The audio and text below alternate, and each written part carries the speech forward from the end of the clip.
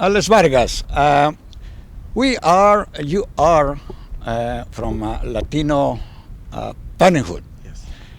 It's unbelievable how some Latinos doing in this country, United States of America.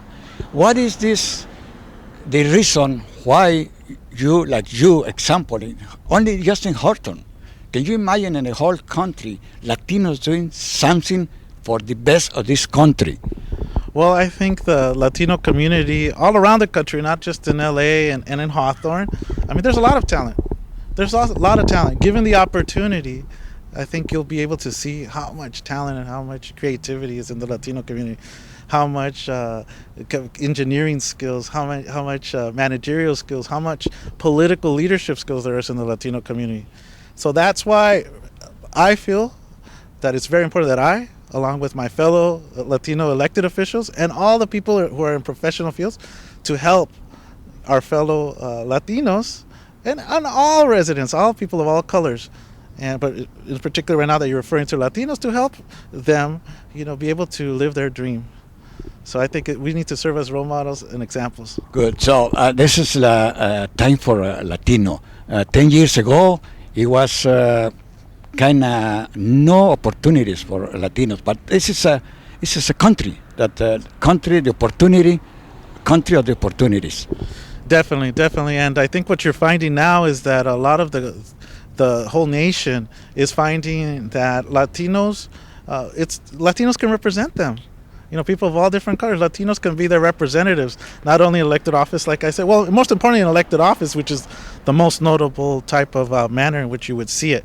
But music-wise, invention-wise, like I mentioned, sports, especially sports, definitely. And you have a Latino flavor in this country, and it's very important, and it's just part of the mix of how unique it is to be an American.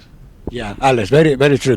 Now, Alex, I find out that you went meeting or talking conversation with Josefina Vasquez Mota. Oh, yes. She is running for one of the three parties, one of the most important parties in Mexico. That she's running for the presidency of Mexico. So how that happened? Why? The reason you went to talk with this lady that is going to be probably the president of Mexico. Well, I think it was a great opportunity to meet with her, and you're right. I think she has what it takes. She has the charisma, the intelligence to be the future leader of Mexico. And as you know, in Latin American countries right now, there's like a wave of female leadership. So I think that this whole wave might end up affecting Mexico as well. And it was a great opportunity to meet her, listen to what she has to say, and I was really impressed with what she had to say and how she's going to make sure she works on turning Mexico's situation around, which right now we know is a little bit difficult. So let's be honest with ourselves. We need to help our neighbor to the south as much as possible, because as Americans, somehow it could affect us too, right? But I guess it's our obligation. If we're helping people all over the rest of the world, why not help our neighbors a little bit as well? So, you think that Mexico is ready for women as a president? Mexico? Yes, I think Mexico is definitely. I think in Latin American countries and Mexico, the woman is the foundation of the house in a lot of ways. Although people might argue it's a patriarchal society, I think in a lot of ways it's matriarchal. And so I think the Latina touch, the female touch in Mexico might help solve some of the problems that are challenging right now with respects to the organized crime issue and the economic situation as well.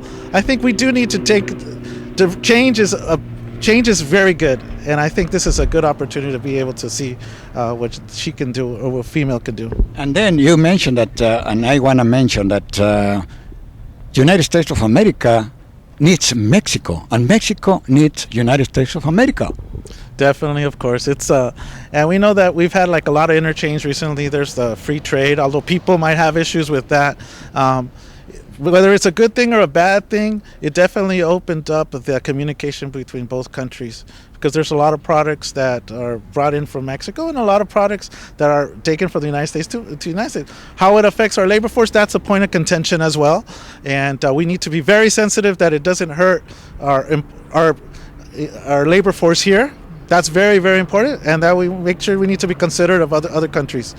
Okay, not like the situation that we have with our, China right now, where sometimes it seems like it's very unfavorable to the United States, but we need to work on perfecting this relationship with Mexico because there's still a lot of room for improvement. We can agree, right? Exactly. So you mentioned China. What this country is going to do or needs to do to do that to bring the labor that goes to China or to another countries? What is going on? Because we don't control the labor, or we don't put incentives to the local labor in this country and avoid labor go out of the country. Well, we definitely, in the international realm, we definitely need to be able to stand up for the American worker.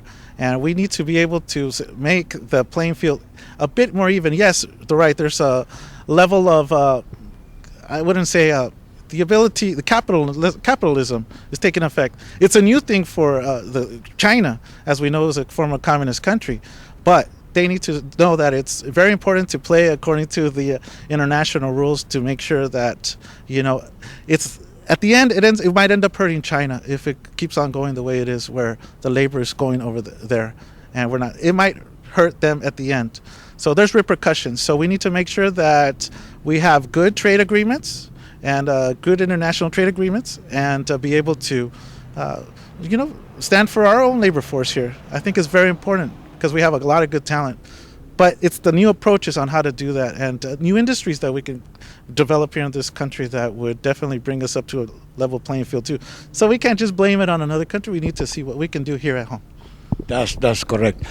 Okay, Alex, we talk about a lot of issues, very important issues. We can talk about 1,000 issues, but today we appreciate your timing, your invitation.